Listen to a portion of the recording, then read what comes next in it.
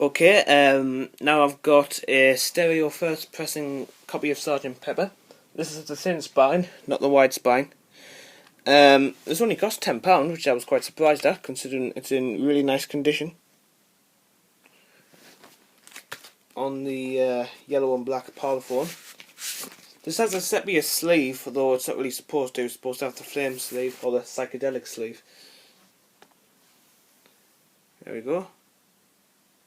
Stereo.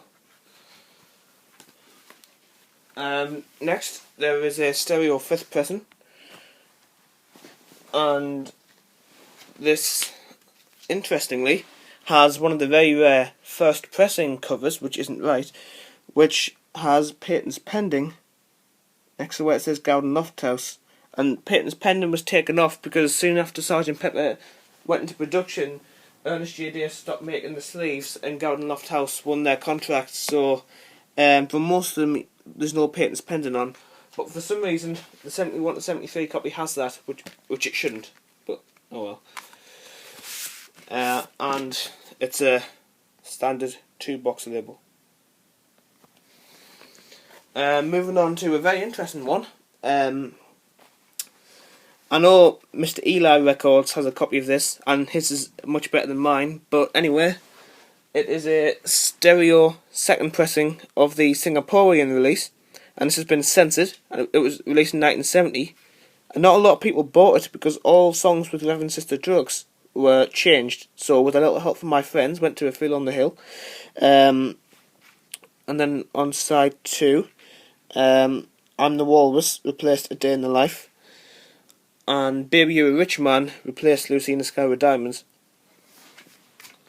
And this was absolutely trashed when we got it, so much so that we actually got it for free, but it's cleaned up quite nicely. That's the 1-box label that it comes on. A lot of the foreign pressings seem to come on the 1-box EMI label. This is the first pressing British version of Magical Mystery Tour,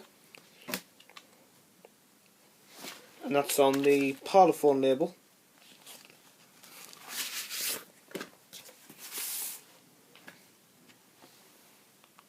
PCT 255. This is a white album, a mono first pressing white album to be exact, which you only paid 30 quid for, and it has a number which is very low. If I can get the camera to focus there, 31,985, very low number. The vinyl looks bad but plays all the way through, and it has all the photographs and the original poster. I'd show them, but they take a while to get out. So, but yeah, it's got all that. And the stereo first pressing, which we rescued from a junk shop in really, really poor condition. The number's 455,842. This has none of the inserts, but we just thought we'd get it anyway. I'll give you 3 guesses who it belonged to. This is a stereo fifth pressing variation D. There's actually 6 different variations of the fifth pressing. This one has one of the reissue numbers, which is just 292,415, and that's just on a later Apple label. You can tell because each later pressing has different numbers of lines on each side, so like 10 lines on side 1, 5 lines on side 2, etc. This is a stereo 9th pressing, also known as the Direct Metal Master of the White Album. It doesn't have the Apple, but it is a Direct Metal Master. 8th pressing of Abbey Road, the Direct Metal Master. With every other album, it gets an additional Apple with some of the Metal Masters. However, that's not the case with Abbey Road because it's already got an Apple on.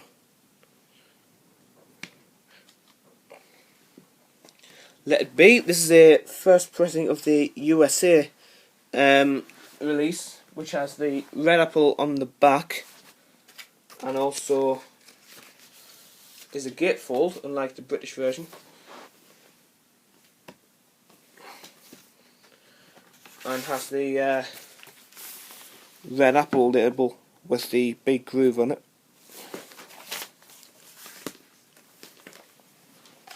Now we've got a first pressing of Tony Sheridan.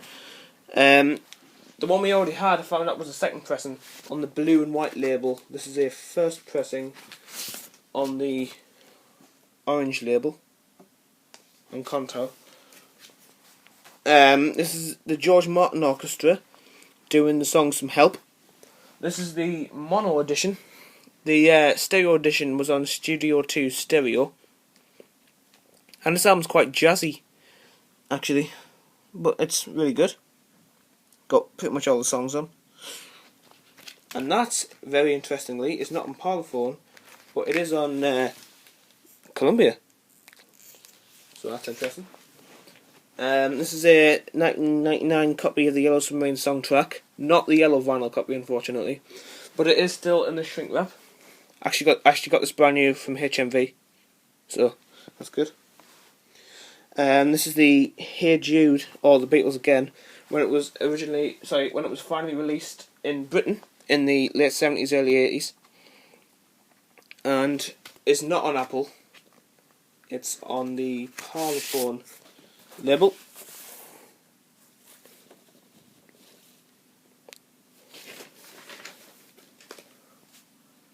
This is the Beatles Beat. Now this is the second pressing of the German album, although still quite rare, released in 1969.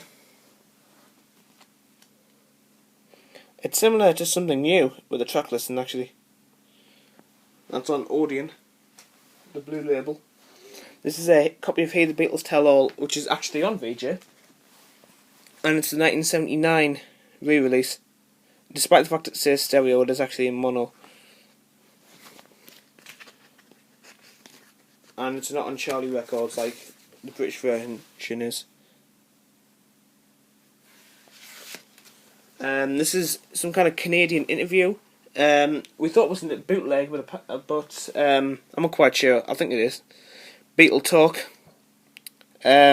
Just a basic interview album on the Great Northwest Music Company label. And this is the MFP releases of Rock and Roll Music Volume 1 and 2. This is the British versions.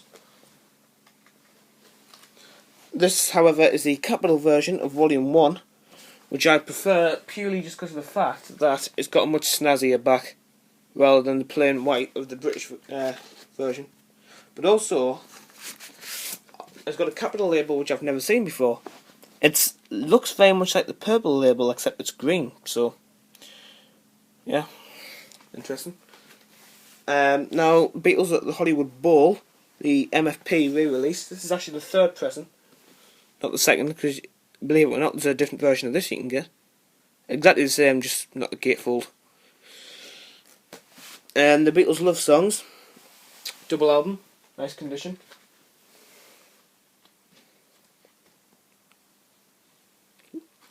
Very good compilation, actually.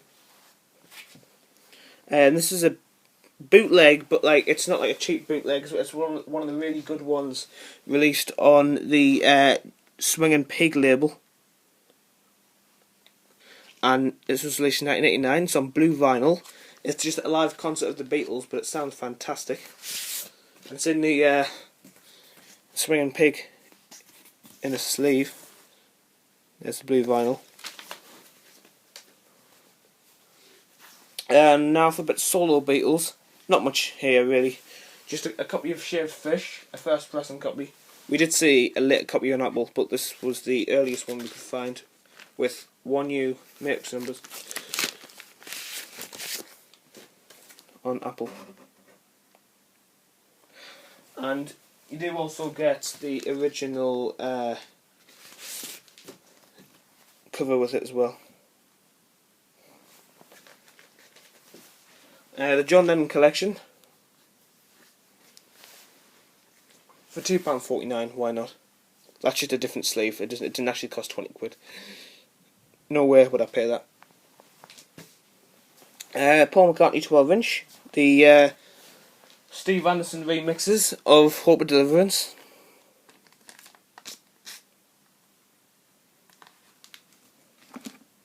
And finally, George Harrison Cloud 9.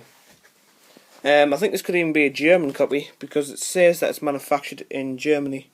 So, well, this is a pretty good album actually. Could probably listen to it a couple more times. But yeah, it's quite good. Well, thanks for watching, everyone. I know my updates aren't usually that big, but this was a monster one. Well, hope you enjoyed the video, and I'll see you all next time. Goodbye, everyone.